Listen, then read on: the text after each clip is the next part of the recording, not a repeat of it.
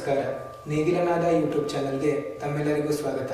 ಕೃಷಿ ಸಲಹಾ ಸೇವೆಗಳು ಪ್ರಸ್ತುತಪಡಿಸುತ್ತಿರುವ ಕೆಳದಿ ಶಿವಪ್ಪ ನಾಯಕ ಕೃಷಿ ಮತ್ತು ತೋಟಗಾರಿಕಾ ವಿಜ್ಞಾನಗಳ ವಿಶ್ವವಿದ್ಯಾಲಯ ಇರುವಕ್ಕಿ ಶಿವಮೊಗ್ಗ ಹಾಗೂ ಕೃಷಿ ವಿಜ್ಞಾನಗಳ ಮಹಾವಿದ್ಯಾಲಯ ಇರುವಕ್ಕಿ ವತಿಯಿಂದ ಇಂದು ಜಂತುಹುಳು ಹಾಗೂ ಅದರ ನಿರ್ವಹಣೆ ಬಗ್ಗೆ ಮಾಹಿತಿಯನ್ನು ತಿಳಿಸಲು ಪಶುಸಂಗೋಪನಾ ವಿಭಾಗದ ಸಹಾಯಕ ಪ್ರಾಧ್ಯಾಪಕರಾದ ಡಾಕ್ಟರ್ ದಿವ್ಯಾ ಮೇಡಮ್ ರವರು ಆಗಮಿಸಿದ್ದಾರೆ. ಅವರಿಗೆ ಸ್ವಾಗತವನ್ನು ಕೋರುತ್ತೇನೆ. ಸ್ವಾಗತ ಮೇಡಮ್. ನಮಸ್ಕಾರ.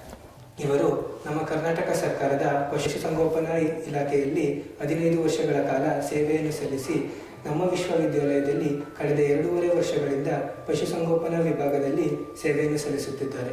ಇವರು ಇಂದು ನಮಗೆ ಜಂತುಹುಳು ಹಾಗೂ ಅದರ ನಿರ್ವಹಣೆ ಬಗ್ಗೆ ಮಾಹಿತಿಯನ್ನು ನೀಡಲಿದ್ದಾರೆ. ಮೊದಲಿಗೆ ಜಂತುಹುಳು ಅಂದರೆ ಏನು ಮೇಡಮ್? ನಮ್ಮ ಪ್ರಾಣಿಗಳಲ್ಲಾಗಲಿ ಅಥವಾ ಮನುಷ್ಯನ ದೇಹದಲ್ಲಾಗಲಿ ಬಹಳಷ್ಟು ಕಾಯಿಲೆಗಳು ಬರ್ತವೆ. ಅದು ಬ್ಯಾಕ್ಟೀರಿಯಾ ಆಗಿರ್ಬೋದು, ವೈರಸ್ ಆಗಿರ್ಬೋದು, ಅದ್ರ ಬಗ್ಗೆ ಎಲ್ಲರಿಗೂ ಮಾಹಿತಿ ಇರುತ್ತೆ. ಈ ಜಂತುಹುಳು ಅನ್ನೋದೇನಾಗುತ್ತೆ, ನಮ್ಮ ದೇಹದಲ್ಲೇನೆ ಇದ್ಕೊಂಡು ನಮ್ಮ ಆಹಾರಗಳನ್ನೇ ತಿನ್ಕೊಂಡು ನಮ್ಮ ಬೆಳವಣಿಗೆಗೆ ಅಂದರೆ ದೇಹದ ಬೆಳವಣಿಗೆಗೆ ಕುಂಠಿತ ಉಂಟು ಮಾಡ್ತಿರುತ್ತೆ. ಅಂಥವನ್ನ ನಾವು ಜಂತುಹುಳುಗಳು ಅಂತೀವಿ. ಅವು ಹುಳುಗಳೇ. ಜಂತುಹುಳುಗಳಲ್ಲಿ ಯಾವ ಯಾವ ವಿಧಗಳಿವೆ?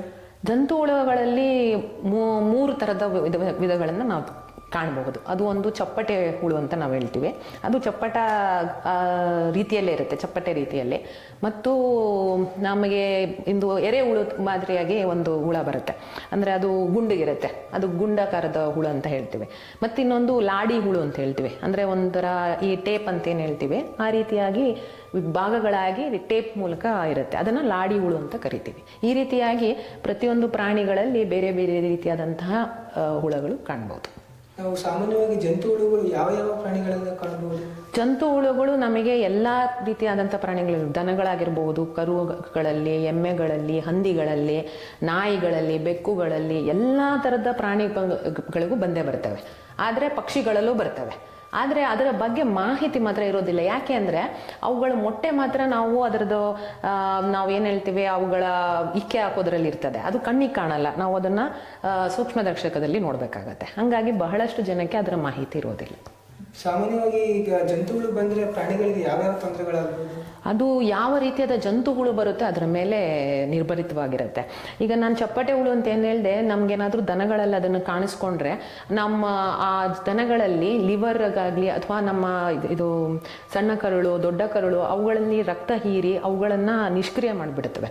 ನಾವು ಕೆಲವು ದನಗಳು ನೋಡಿಸ್ಬೋದು, ರೈತರು ಹೇಳ್ತಾರೆ ನಾವು ಮೇಯಿಸ್ತೀವಿ ಆದರೂ ಅದು ದಪ್ಪನೇ ಆಗಲ್ಲ, ಸರಿಯಾಗಿ ಹಾಲು ಕೊಡೋದಿಲ್ಲ, ಸರಿಯಾಗಿ ಸಗಣಿ ಹಾಕೋದಿಲ್ಲ ಅಂತ. ಇದೆಲ್ಲ ತೊಂದರೆಗಳು ಜಂತುಹುಳುವಿಂದ ಆಗ್ತವೆ.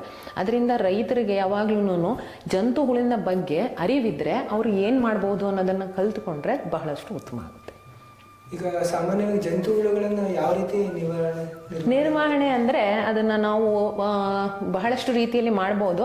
ಆದರೆ ಮೊದಲನೇದಾಗಿ ಔಷಧಿನ ಕೊಟ್ಟು ನಾವು ಅದನ್ನು ಕಾಲಕ್ಕೆ ಔಷಧಿನ ಕೊಡಬೇಕು. ಅಂದರೆ ಜಂತುಹುಳಿಗೆ ಅಂತಲೇ ಔಷಧಿಗಳನ್ನು ನಾವು 3 ತಿಂಗಳಿಗೊಂದ್ಸರಿ ನೀಡಬೇಕಾಗತ್ತೆ.